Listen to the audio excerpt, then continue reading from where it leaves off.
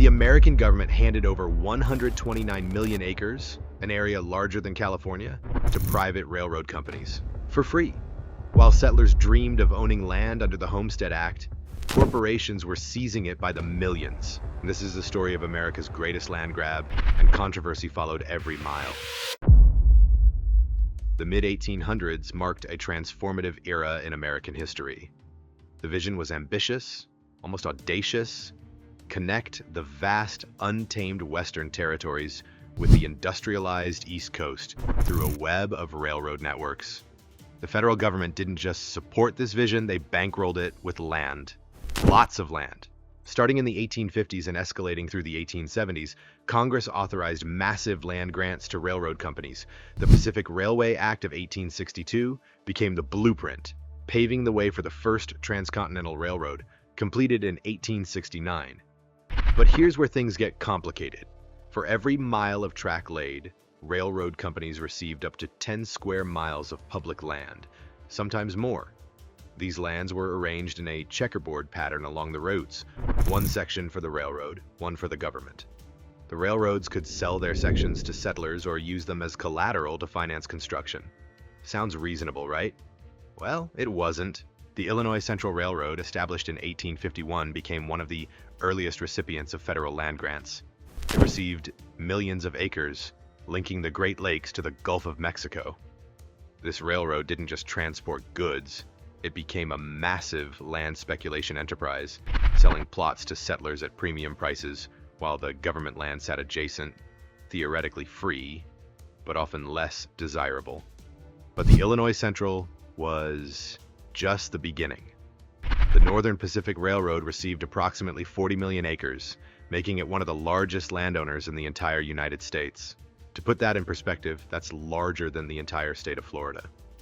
The Union Pacific and Central Pacific Railroads, which built the Transcontinental Railroad, secured massive federal support and land grants.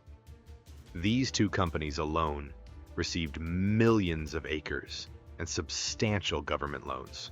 Meanwhile, settlers competed for scraps, fighting over land that hadn't been promised away to corporate interests. The scale of these grants was staggering. By the time Congress ended the practice in 1871, railroad companies had received more land than the combined areas of Texas and California. Let's dig deeper into how this system actually worked on the ground. The checkerboard pattern wasn't random. It was carefully designed to benefit both the railroads and, theoretically, the government. The railroad received alternate sections, typically odd-numbered sections, while the government retained even-numbered sections. Now, the idea was that the railroad's development would increase the value of the government's adjacent sections, which could then be sold at higher prices or offered to homesteaders. A brilliant plan, except for all the ways it failed spectacularly. First, the most valuable land, the sections closest to the actual rail lines, with easy access to transportation and markets, went to the railroads. Homesteaders got land that might be miles away from the nearest station, making it far less valuable for commercial agriculture or business. Second, the railroads didn't have to develop their lands immediately. They could hold them, waiting for values to appreciate as settlements grew around the rail lines. This land speculation meant vast tracts sat undeveloped while settlers desperately sought land to farm. Third, and perhaps most egregiously, the railroad companies engaged in aggressive, sometimes predatory marketing practices. They established land departments that operated like modern real estate agencies, advertising throughout Europe and the eastern United States. German, Scandinavian, and Irish immigrants were promised paradise, fertile soil, easy access to markets, prosperity for all. Many arrived to find the reality far different from the brochures. But if these land grants were supposedly designed to benefit both the railroads and the settlers by promoting development and creating new communities, why did this system spiral into one of the most controversial corporate giveaways in American history, generating accusations of corruption, profiteering, and betraying the very people it was meant to help? And more importantly, how did the railroad companies manage to convince Congress year after year to keep handing over public lands despite growing evidence of abuse and public outcry? Well, the railroad land grant system was built on a fundamental assumption that private companies, motivated by profit, would construct railroads faster and more efficiently than the government could. The land grants were subsidies in the form of incentives to tackle the expensive, dangerous work of laying tracks through mountains, deserts, and hostile territories. But the execution was deeply flawed from the start. The railroads didn't just receive land, they received power, political power, economic power, social power. They wielded influence over Congress through extensive lobbying, political patronage, and in some cases, outright bribery. The credit mobilier scandal of 1872 exposed just how deep the corruption ran. This construction company, controlled by Union Pacific Railroad insiders, massively overcharged for building the Transcontinental Railroad, sometimes billing the government up to 3 times the actual construction costs. And when Congress started investigating, they discovered that company shares had been distributed to influential congressmen and even Vice President Schuyler Colfax. This wasn't just business, it was systemic corruption on a national scale. Historians dubbed this era the Great Barbecue, a term coined to describe how wealthy elites and corporations feasted on public resources while ordinary Americans struggled. The railroads hired former government officials, placed loyal supporters in key political positions, and essentially purchased legislative favor. Senators and representatives from railroad-friendly states became, in effect, railroad employees. They introduced favorable legislation, blocked regulatory efforts, and ensured the land grants kept flowing. Here's the twist. The lands near railroad tracks, the most valuable properties, were sold at prices far higher than the free government lands further away. Railroad companies aggressively marketed these lands, sometimes to European immigrants lured by promises of prosperity. But prosperity came at a steep price.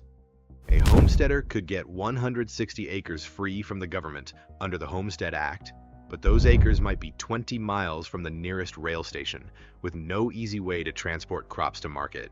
Or they could buy railroad land directly adjacent to the tracks for $5 to $15 per acre. For a poor immigrant family, that was an impossible choice. Settlers who had hoped to claim land under the Homestead Act found themselves outmaneuvered, outpriced, and out of luck. Legal disputes erupted constantly. Who owned what? What about rights of way? What about fair compensation when railroads carved through private property or indigenous territories? While settlers and railroad companies battled over land ownership, another group bore the heaviest burden: Native Americans. The railroad expansion didn't just displace settlers' dreams, it obliterated entire communities. Indigenous populations faced catastrophic loss of ancestral lands as rail lines cut through their territories. Treaties were ignored, promises were broken. The railroads brought more than commerce and connectivity, they brought dispossession and devastation. Consider the Northern Pacific Railroad's route through the Northern Plains. This line cut directly through territories guaranteed to various Native American tribes by federal treaty. The Fort Laramie Treaty of 1868, for example, had established the Great Sioux Reservation, promising the Lakota, Dakota, and Nakota peoples exclusive rights to vast territories. The railroad companies didn't care. With government backing, they pushed through anyway. Let's return to the political machinery that made all this possible. Railroad lobbyists didn't just offer bribes, though there were plenty of those. They offered a complete package: campaign contributions, promises of development in congressional districts, jobs for constituents, favorable press coverage in railroad-owned newspapers, and the subtle threat of economic retaliation against politicians who opposed them. The railroads owned newspapers. They owned banks.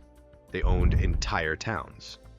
Cross them and you might find your political career or your business suddenly facing insurmountable obstacles. State legislatures were often even more corrupted than Congress. Railroad companies needed state charters, favorable regulations, and cooperation from local officials. They got all of it through systematic bribery and influence peddling. This consolidation of power generated intense public backlash. Farmers who depended on railroads to ship their crops but were charged exorbitant freight rates organized into groups like the Grange Movement. These agricultural associations lobbied for government regulation of railroad rates and practices. The populist movement of the 1880s and 1890s drew much of its energy from anger at railroad monopolies. Politicians like William Jennings Bryan built entire careers on attacking railroad power and corporate corruption. So given that the federal government handed over more than 129 million acres to private railroad companies, land that belonged to the American people, and considering the corruption, legal battles, displacement of both settlers and Native Americans, and the transformation of railroads from celebrated nation builders into despised monopolies accused of strangling democracy itself, how did this system continue for decades, and what finally made Congress say enough is enough in 1871, especially when the railroad companies were at the peak of their political power and seemed virtually untouchable? Well, for years, the railroad land grant system appeared unstoppable. The companies were too powerful, their political connections too deep. Senators and congressmen owed their positions to railroad money. Lobbying wasn't just common, it was the entire game. But several factors converged in the late 1860s and early 1870s to undermine railroad dominance. First, the corruption scandals, particularly the Crédit Mobilier affair, shocked even a public accustomed to political graft. The scale and brazenness of the fraud was simply too much to ignore. Second, the railroads themselves contributed to their downfall through sheer greed. As they gained more land and power, they became increasingly arrogant and abusive. Freight rate discrimination by charging small farmers far more than large shippers generated widespread anger. The railroad's habit of buying up competing lines to create regional monopolies sparked fears about the concentration of economic power. Third, settlers and farmers organized. The Grange movement, founded in 1867, grew rapidly as farmers shared stories of railroad abuses. These weren't just complaints, they were organizing documents. Farmers began demanding government intervention, regulation, and an end to land grants. Fourth, and perhaps most importantly, the railroad boom started to look less like national progress and more like corporate welfare. By the early 1870s, enough track had been laid that the value of additional subsidies became questionable. Critics asked, if railroads were so profitable, why did they need government handouts? The economic panic of 1873, triggered partly by overspeculation in railroad securities, further tarnished the railroad's image. When the Northern Pacific Railroad went bankrupt that year, it helped trigger a devastating economic depression that lasted 6 years. Suddenly, the railroads looked less like engines of prosperity and more like sources of financial instability. By 1871, enough congressional opposition had coalesced to pass legislation ending land grants for railroad construction. It was a policy earthquake. The era of the railroad land grab officially ended. But the legal and social consequences lingered for generations. Publicly granted railroad rights of way began to be treated legally as easements. Limited property interests required expressly for railroad operation rather than outright ownership. This legal distinction matters. It meant that when rail lines were abandoned, as many were in the 20th century, disputes arose over who owned the land. Did it revert to adjacent property owners? Did it remain with the railroad company? Did it return to the government? These questions are still being litigated today, more than 150 years later. The ghost of the land grant system haunts property law across the American West. But here's the twist that challenges everything we think we know about this controversy. Despite all the corruption, displacement, legal battles, and public outrage, the railroad land grant system actually worked. The railroads rapidly settled the American West. They didn't just transport people and goods, they actively created communities.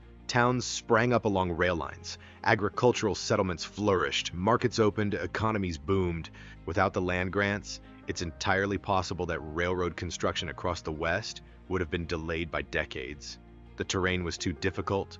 the distances too vast, the initial populations too sparse to justify the enormous capital investment required.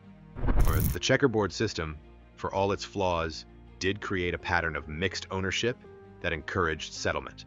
Railroad lands and government lands sat side by side, creating communities that blended corporate and public interests, however imperfectly. Consider the town of Fargo, North Dakota, established in 1871 by the Northern Pacific Railroad. The company owned the land, platted the town, and sold lots to settlers. Within a few years, Fargo became a major hub for wheat farming and grain shipping. Without the railroad and the land grants that made it possible, Fargo might never have existed. The same story repeated across the West. Billings, Montana, Spokane, Washington, Tacoma, Washington, Bismarck, North Dakota. These cities owe their existence to railroad land grants and the subsequent development of those grants. The Great Northern Railway, completed in the 1880s to 90s, proved railroads could be built without federal land grants, illustrating a new economic model. James J. Hill, its builder, famously constructed the line using private capital and careful planning. But by then, the damage and the development were already done. The land grants were simultaneously a catalyst for unprecedented growth and a source of profound injustice. They accelerated American expansion while entrenching inequalities and dispossessing countless people. The railroads built America, but they also betrayed it. Both statements are true. The land seizure controversies of the 19th century railroad boom shaped American development in profound, lasting ways. The legal framework created by railroad land grants influenced property law, corporate regulation, and government infrastructure policy for generations. The debates over public versus private development, government subsidies for corporate projects, and the appropriate role of regulation in managing powerful industries all trace their roots to this era. So knowing what you know now about the corruption, the displacement, the injustice, but also the unprecedented growth and development, do you think the railroad land grants were ultimately worth it? Was the price of progress justified? Drop your thoughts in the comments below. And if you found this video fascinating, hit that subscribe button. There are more stories coming your way.